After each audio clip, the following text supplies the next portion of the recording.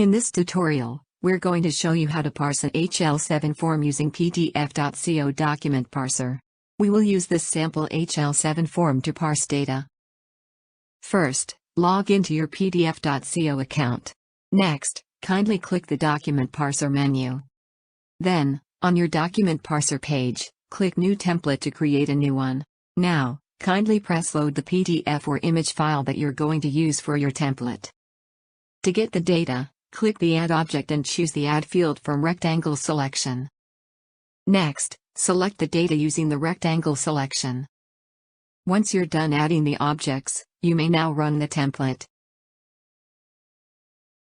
Here's the output of the HL7 form that we successfully parsed data. Now, kindly click the Save Template and Return button to save the template.